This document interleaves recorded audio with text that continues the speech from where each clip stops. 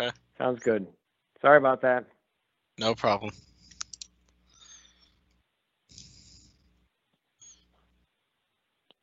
Okay. Good evening. I just want to welcome everybody to our town hall to talk about the budget process for next year for the fiscal year 21-22. Sorry, we're getting started a few minutes later than what we anticipated, but we did want to give this process going and have people have the opportunity to share their thoughts on our budget. So thank you for taking the time to join us tonight as we look at this and discuss possibilities for next year. I do want to be respectful of everybody's time and the fact that this is somewhat during the dinner hour. And so we will really try to make sure that we wrap this up by 6:30 so that you can enjoy the rest of your evening with your families. With that, just to introduce myself, my name is Shannon Crozier, and I am the acting CFO for the district. I've been with the district for almost 15 years now. In different roles, but I've been in finance for all of that time. So that just kind of gives you a little information about myself. I'm going to share my screen. I did a presentation on Tuesday night with the governing board, just looking at our early estimates for the budget for next year. So this kind of goes over that presentation, and it is also on our governing board site as something that you can pull up at any time if you would like as well. And just quickly to go over what was in there, and then what I wanted to do is leave it open to community members to just share their thoughts and input on what they would like to see happen with the budget and where we are and the priorities that we need to be making. A quick overview of how we do the budget. Our M&O budget, which is where we pay people out of, our salaries, supplies, is made up of what we call ADM, which is looking at the number of students we have and their average daily membership. So we've done an estimate of what we believe that will be for next year based off of where we are right now and taking into consideration that we do have declining ADM or we have in the past. When we do that, we're also looking at, we get an inflation rate for a base support level. The base support level is the dollar amount per student that the state allocates to each school district. We originally estimated that to be 1% inflation. That was an early estimate. Since then, we've gotten some additional information, so we know that that will go up a little bit, which will help us out somewhat. And so we'll be updating that as we do our future presentations to the governing board as what the budget looks like. On state retirement, we are mandated to pay into state retirement for our employees. Next year, that amount is going to increase 0.19%. It'll go up to 12.41%. And what that means is that we have to, as a district, pay that on our employee salaries to the state. Our employees also have to match that same amount. So employees will also pay that same amount into the state retirement system. So we know there's going to be an increase of that next year. I'm not going to go so much into the district additional assistance. That follows more on our capital. And the bigger area really for the district has to do with our M&O, our maintenance and operations. So looking at that, what our estimate for this next year is that we'll have a weighted count of 28,003 students. We take our ADM that I just talked about, and we get different weights depending on the grade level or if a student is a special needs student, an English language learner, one of those categories. And so with that, we get to what's called a total student weight count. We estimate that to be 28,000 for next year. With the base level increase, that would be $4,403 per student.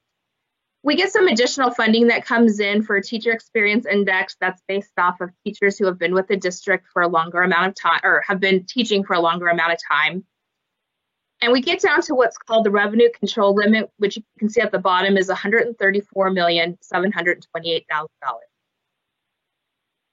From there, we're able to add on, because the voters last year approved our M&O override, we're able to add on additional 15%, which we estimate to be about $20 million for next year. We have funding for desegregation, which is a judgment that happened many years ago that provides additional funding for us of about $7.3 million. The anticipated budget carry forward is $9 million. That's a little bit less than what we've done in the past, but it is within reason. We've done over 9 million carryover the past few years. I anticipate that being a little bit lower this year just because of additional expenses with COVID and revenue losses due to ADM going down. Dropout prevention is additional funds we get to help with dropout, to lower dropout rates. There's a water savings transfer, which is money that we have to transfer over to cover for our leases when we've done projects like the solar projects on campuses, as well as some energy conservation things that we've done through lighting projects. The Prop 123 funds, a few years back, there was a state, several districts had taken the state to court saying that they weren't properly funding schools because they weren't giving an inflation rate. That's that court or that lawsuit was eventually settled out of court, and because of that, the state now pays additional funds to school districts through what's called Prop 123 funds. That's based off of how many students you have, but it's a set formula. So we anticipate that being about 1.4 million from that, giving us a total M&O budget of $170 million, but $170,021,309. So when we're looking at our budget and what we can do with that for next year, our estimate or our adopted budget for this current year was $174 million. So the difference leaves us with a shortfall of just over $4 million. Now, these are based off of early estimates. We know that the inflation rate is going to go up just a little bit more. That number hasn't been set yet, but we anticipate that helping us out by about $300,000. One of the ways that, or a couple of the ways that we've identified to possibly reduce that $4 million loss is to move $2 million over to cash accounts. We have some cash accounts that have gained healthy balances. And so we've been over the last few years taking expenses and moving them to cash accounts to get those balances down. Those cash accounts being things like Medicaid reimbursement, rentals, so when outside groups rent our properties, as well as what's called indirect cost. That indirect cost comes from when we have federal grants. We receive a portion called indirect cost from those grants, but the main funding source of that is through our food service program, which is able to fully fund themselves, in addition, give approximately $1 million back to the school district every year. With that, we also know that we'll have some increases in costs. Contracted custodial increases every year, as well as we anticipate having some just additional program increases. So that leaves us with a deficit of $1.1 million. In addition, because state retirement is going to increase, so that our employees don't see a reduction in their paycheck because of that, the proposal that I took to the board this last week was to give all employees a 1% salary increase to help offset that increase in what they're going to have to pay in their contribution to state retirement. With that, that leaves us with a deficit of $2.5 million.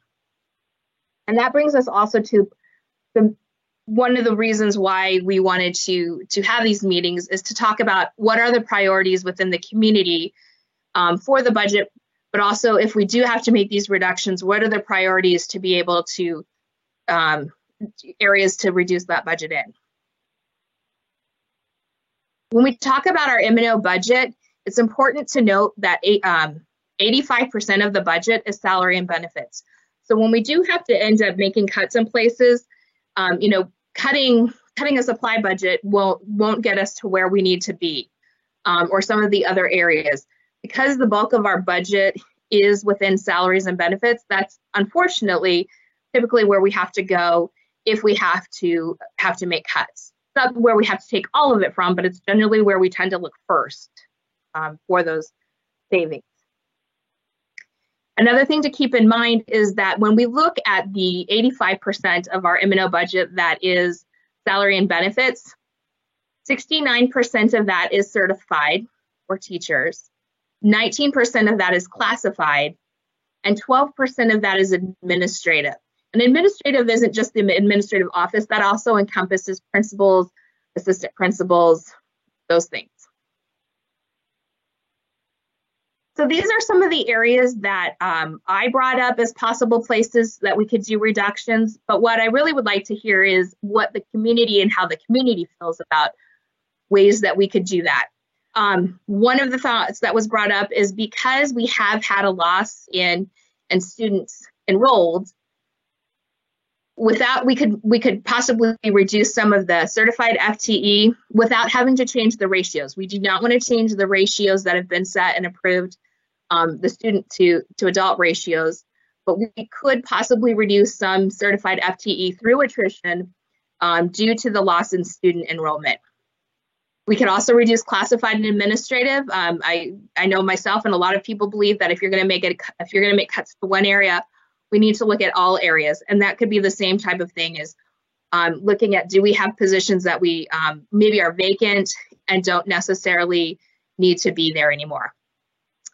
Some of the other options I'm going to throw out, I'm going to say that these are just options. They may or may not be the best choice, but they are places where they do, it is additional things that we do.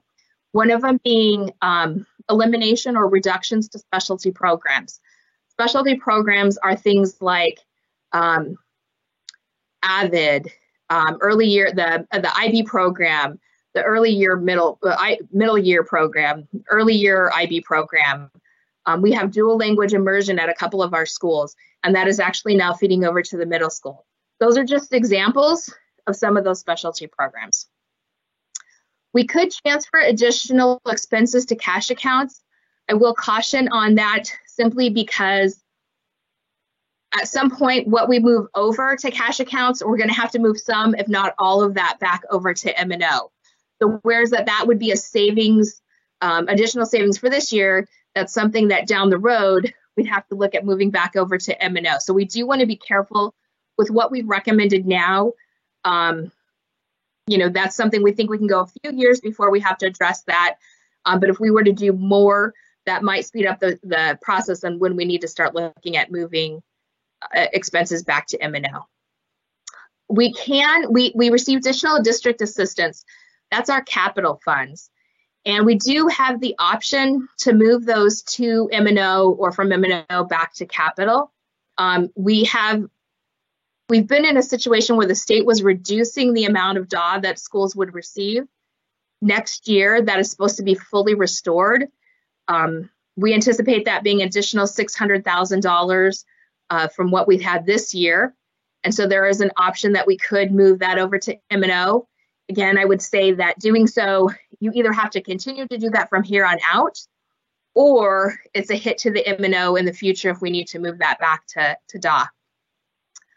We have a self-insurance trust account, which has a very healthy balance in it that we use to pay for medical expenses, property and casualty insurance, and our workman's comp. We are self-insured, meaning that the cost of our medical claims are fully paid through us. We're not what the other option is called a pool, in which those costs can be shifted amongst districts. We are self-insured, meaning whatever we occur or through medical expenses, the district is responsible for. We make a payment every fall to that self-insurance trust for the amount that's been estimated for the year. We could reduce that amount and not send as much over to the self-insurance trust. Again, that self-insurance trust has a healthy balance, but I would caution that if we had a very bad year or two very bad years with high claims, then that could potentially become a problem as well. And then the other thing is there might be things or ideas that people have that we're just not thinking of or haven't come to the forefront. And so that was why I wanted to leave this open to our community to give their input. We do have a couple ways to do that. We're doing tonight this town hall. We have a thought exchange that's going to open up. That'll be on our website for people to give their feedback on there, as well as Let's Talk has its own category for 21-22 budget. And so that's another opportunity for our families community employees to give their feedback. So with that, I'm going to quit sharing my screen and come back to see, are there questions from the community or ideas or thoughts or inputs that you would like to share on what you're seeing, what your thoughts are, if there's things that you would like to see us do that we're not doing when it comes to budget. That's kind of what we, the purpose was to be able to give the community a voice. And I know Dr. Menzel is on the line as well. I don't know if you have comments or things that you'd like to share about that process as well. Thank you, Shannon. I appreciate those who have taken the time to listen to the presentation, and we're looking forward to being able to respond to your questions and also take your feedback through the means that Shannon talked about.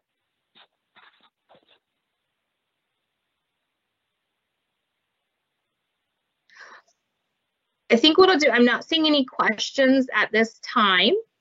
So I want to give people an ample opportunity to do that. Like I said, with the budget, we will continue to make changes. We'll be presenting on February 2nd to the board again. There will be some updates as we receive new information from the state on what their estimates are for the budget. We'll continue to update the board on that process. And I believe we will see some numbers change. It's hard at this time. The state is working on that. Governor Ducey gave his budget proposals last Friday to the state. The next step will then be the JLBC will review those things. That'll go to the state legislature for review. And then ultimately it becomes the state legislature who will vote and decide on exactly what budget things are going to happen for next year, what our base support level will be, which is the amount we'll receive per student. And then that will then hopefully be approved by the governor, and that becomes what our budget what we base our budget off of as those numbers. So it's a process that takes a while, but we do from here on out, we'll be getting estimates from the state on what those numbers look like. And so we will be updating our projections throughout this process. At this time, like I said, we'll be doing a presentation to the board again on February 2nd. That presentation will also include the feedback that we received tonight, as well as feedback through Let's Talk and Thought Exchange. In addition, we'll go back to the board again on February 16th with salary schedules or proposed salary schedules and benefits for employees. And then on March 2nd, will be another review with the board and then a tentative approval for the M&O budget and then approval for contracts and issuance of contracts to our certified employees. After that is taken care of, we start looking more at approvals for the capital budgets. And then in June, we will have 2 meetings. There is a proposed budget hearing, and that will happen on June 8th. And then we'll have our adopted budget proposal on June 22nd. At that time, there's a public hearing as well.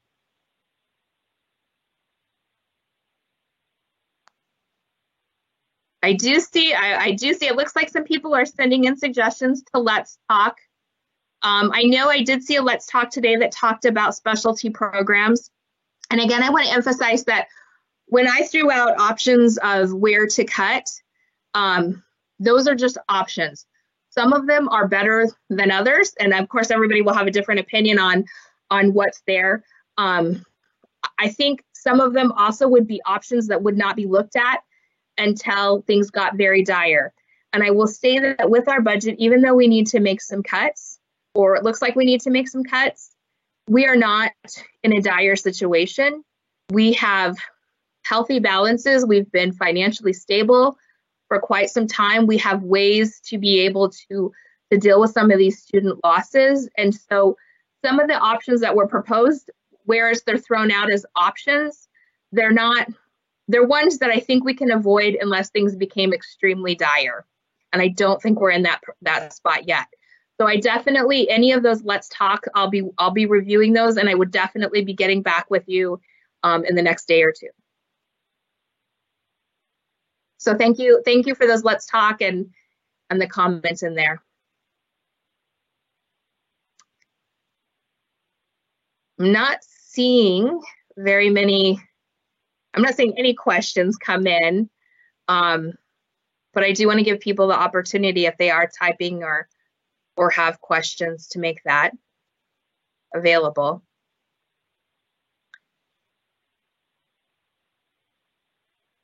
So we'll give that just a little bit of time. And just to reiterate, we will have the Thought Exchange will be available on our websites. We didn't want to put that out with both this and the virtual meeting and have confusion. So Thought Exchange is going to be out there for you to put those ideas as well, and I'll be reviewing those.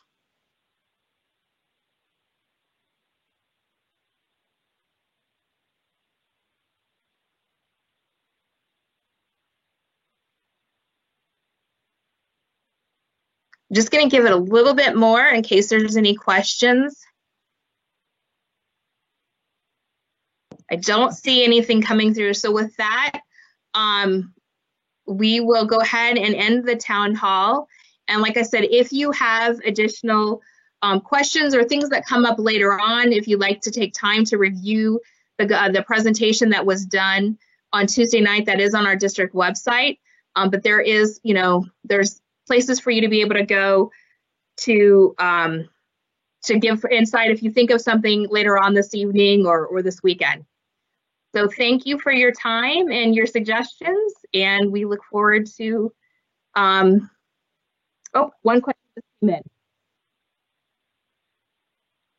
The question was, what is the number of FTE positions that are budgeted but unfilled? I don't know the exact number of FTE that are budgeted unfilled. I can tell you that it is quite a few. When we talk about having a $9 million carry forward, it is essentially, the bulk of that is essentially from unfilled positions. Now, if we cleared all of those out this year, then yes, we would have an issue of next year not having that high carry forward. But we do know that there are some positions that could possibly be eliminated through vacancies.